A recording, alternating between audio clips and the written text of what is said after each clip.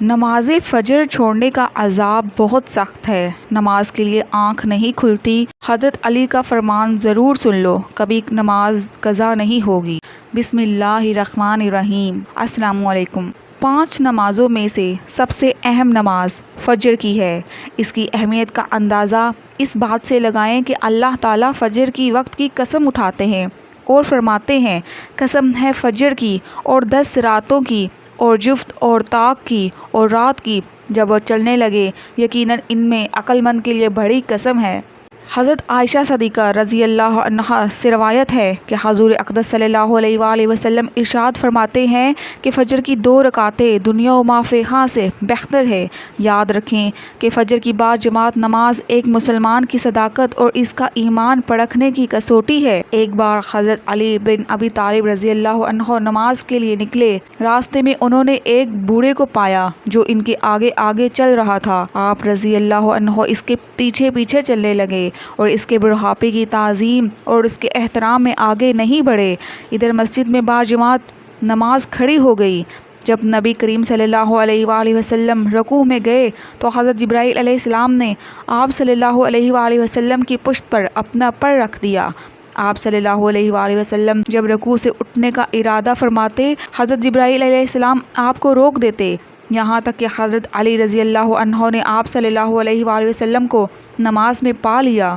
یعنی نماز میں آ کر شریک ہو گئے۔ رافع بن خدیج رضی اللہ عنہ کہتے ہیں کہ میں نے رسول اللہ صلی اللہ علیہ وآلہ وسلم کو فرماتے سنا، فجر خوب اجالا کر کے پڑھو کیونکہ اس میں زیادہ ثواب ہے، یعنی اتنا اجالا ہو جانے دو کہ طلوع فجر میں کوئی شک و شبہ باقی نہ رہے۔ یا یہ حکم ان چاندنی راتوں میں ہے جن میں طلوع فجر واضح نہیں ہوتا۔ شاہ ولی اللہ دہلوی حجت البالغہ میں لکھتے ہیں کہ یہ خطاب ان لوگوں کو ہے جنہیں جماعت میں کم لوگوں کی حاضری کا خدشہ ہو، یا ایسی بڑی مسجدوں کے لوگوں کو ہے جس میں کمزور اور بچے سبھی جمع ہوتے ہوں۔ یا اس حدیث کا مفہوم یہ ہے کہ فجر کی نماز خوب لمبی پڑھو تاکہ ختم ہوتے ہوتے خوب اجالا ہو جائے، جیسا کہ حضرت ابو برزہ رضی اللہ عنہ کی روایت ہے کہ آپ فجر کی نماز پڑھ کر لوٹتے تو آدمی اپنے ہم نشین کو پہچان لیتا۔ حضرت ابو ہریرہ رضی اللہ عنہ سے حدیث مروی ہے کہ نبی کریم صلی اللہ علیہ وآلہ وسلم نے ارشاد فرمایا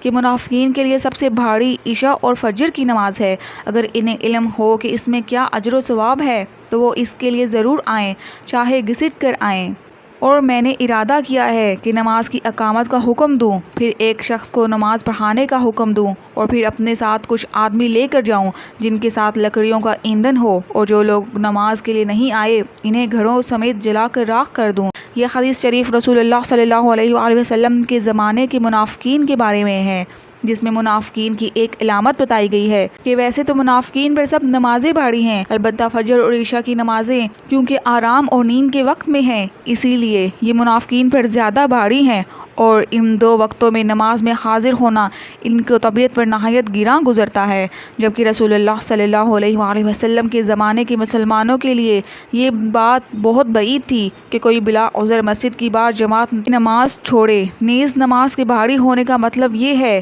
کہ دلی طور پر اسے ناپسند سمجھے، اور اگر پڑھے بھی تو اسے بوجھ سمجھ کر محض دکھاوے کے لیے پڑھے۔ حضرت علی رضی اللہ تعالی عنہ سے کسی نے پوچھا، میں بہت کوشش کرتا ہوں کہ میں صبح نماز پڑھوں مگر اٹھا نہیں جاتا۔ حضرت علی رضی اللہ تعالی عنہ نے فرمایا، یہ نیند کی وجہ نہیں بلکہ تم جو سارا دن گناہ کرتے ہو وہ تمہاری گردن میں توق، ہاتھوں میں ہتھ کری اور پاؤں میں بیڑیاں باندھ کر تمہیں اٹھنے نہیں دیتا۔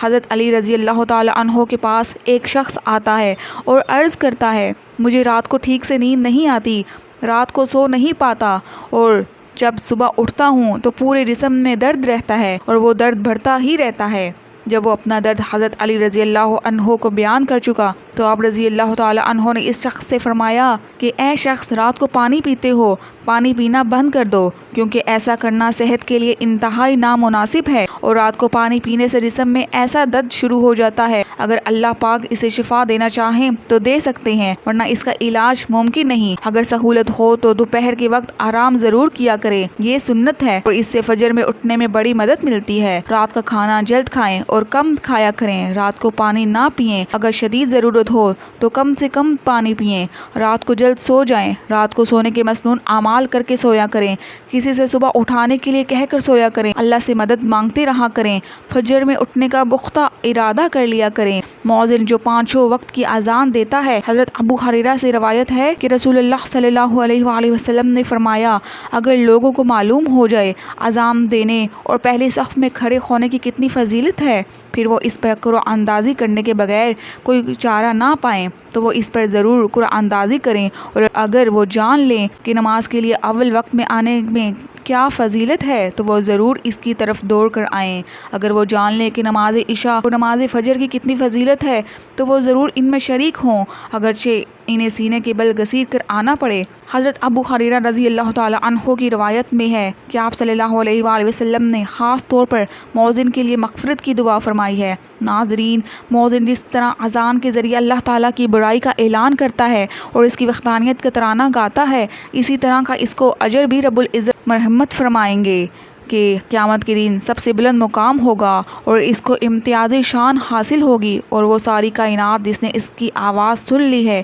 اس کے حق میں گواہی دے گی۔ رسول اللہ صلی اللہ علیہ وآلہ وسلم نے فرمایا کہ جس نے فجر کی نماز 1 رکعت جماعت کے ساتھ سورج نکلنے سے پہلے پا لی، اس نے فجر کی نماز با جماعت کا ثواب پا لیا، اور جس نے عصر کی 1 رکعت جماعت کے ساتھ سورج ڈوبنے سے پہلے پائی، اس نے عصر کی نماز با جماعت کا ثواب پا لیا۔ رسول اللہ صلی اللہ علیہ وآلہ وسلم نے فرمایا کہ رات اور دن میں فرشتوں کی ڈیوٹیاں بدلتی رہتی ہیں، فجر اور عصر کی نمازوں میں ڈیوٹی پر آنے والوں اور رخصت پانے والوں کا اجتماع ہوتا ہے، پھر تمہارے پاس رہنے والے فرشتے جب اوپر چڑھتے ہیں تو اللہ تعالیٰ پوچھتا ہے، حالانکہ وہ ان سے بہت زیادہ اپنے بندوں کے متعلق جانتا ہے کہ میرے بندوں کو تم نے کس حال میں چھوڑا، وہ جواب دیتے ہیں کہ ہم نے جب انہیں چھوڑا تو وہ فجر کی نماز پڑھ رہے تھے، اور جب ان کے پاس گئے تب بھی وہ عصر کی نماز پڑھ رہے تھے۔ صحابہ کرام رضوان اللہ علیہم اجمعین فرماتے ہیں، ہم نبی صلی اللہ علیہ وآلہ وسلم کی خدمت میں موجود تھے۔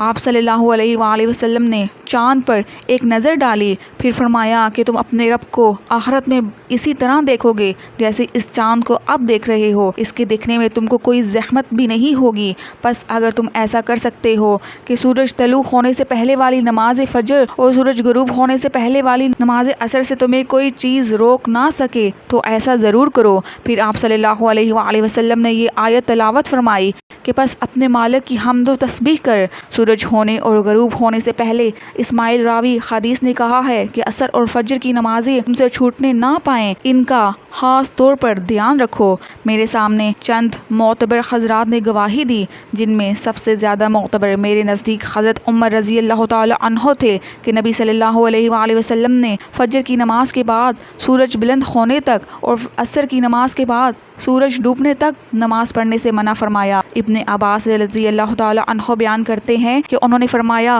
کہ مجھ سے چند لوگوں نے یہ حدیث بیان کی ہے کہ نبی کریم صلی اللہ علیہ وآلہ وسلم نے 2 طرح کی خرید و فروخت، 2 طرح کے لباس اور 2 وقتوں کی نماز سے منع فرمایا۔ آپ صلی اللہ علیہ وآلہ وسلم نے نماز فجر کے بعد سورج نکلنے تک اور نماز عصر کے بعد سورج غروب ہونے تک نماز پڑھنے سے منع فرمایا، اور کپڑوں میں استعمال یعنی ایک کپڑا اپنے اوپر اس طرح لپیٹ لینا کہ شرمگاہ کھل جائے، اور اتباع یعنی ایک کپڑے میں گوٹ مار کر بیٹھنے سے منع فرمایا، اور خرید و فروخت میں آپ صلی اللہ علیہ وآلہ وسلم نے مناسبوں اور ملازمہ سے منع فرمایا۔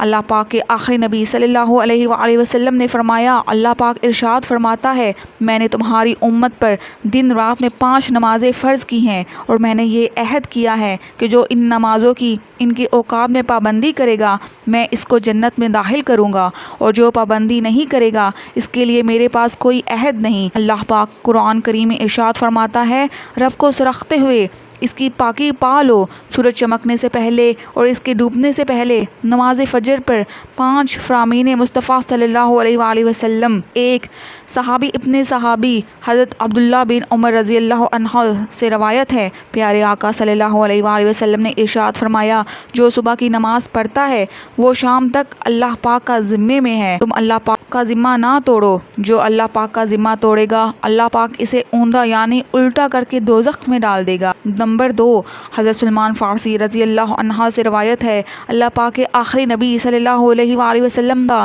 فرمان عبرت نشان ہے، جو صبح کی نماز نماز کو گیا ایمان کے جھنڈے کے ساتھ گیا، اور جو صبح بازار کو گیا ابلیس یعنی شیطان کے جھنڈے کے ساتھ گیا۔ حضرت عمارہ بن ربیبہ رضی اللہ عنہ فرماتے ہیں میں نے نبی کریم صلی اللہ علیہ وآلہ وسلم کو فرماتے سنا، جس نے سورج کے طلوع و غروب ہونے سے پہلے نماز ادا کی یعنی فجر عصر کی، وہ ہرگز جہنم میں داخل نہ ہوگا۔ نمبر 4، حضرت ابو عبیدہ بن جرح رضی اللہ عنہ بیان کرتے ہیں رسول اکرم صلی اللہ علیہ وآلہ وسلم نے ارشاد فرمایا، جمعے کے دن پڑھی جانے والی نماز بعد جماعت سے افضل کوئی نماز نہیں ہے۔ میرا گمان یعنی خیال ہے تم میں سے جو اس میں شریک ہوگا اس کے گناہ معاف کر دیے جائیں گے۔ نمبر 5، حضرت انس رضی اللہ عنہ سے روایت ہے کہ سرکار مدینہ صلی اللہ علیہ وآلہ وسلم نے ارشاد فرمایا، جس نے 40 دن فجر اور عشاء با جماعت پڑھی اس کو اللہ پاک 2 آزادیاں عطا فرمائے گا، ایک نار یعنی آگ سے، دوسری نفاق یعنی منافقت سے۔ نماز جنت کی چابی ہے۔ اللہ پاک ہمیں وقت پر 5 نمازیں پڑھنے کی توفیق عطا فرمائے۔ دعا ہے کہ اللہ تعالیٰ میرا سنانا آپ کا سننا اپنی بارگاہ الہی میں قبول اور منظور فرمائے، آمین ثم آمین۔ ناظرین، امید کرتی ہوں آپ کو میری آج کی ویڈیو پسند آئی ہوگی، تو میری ویڈیو کو لائک اور میرے چینل کو سبسکرائب کر دیجیے گا۔ اللہ حافظ۔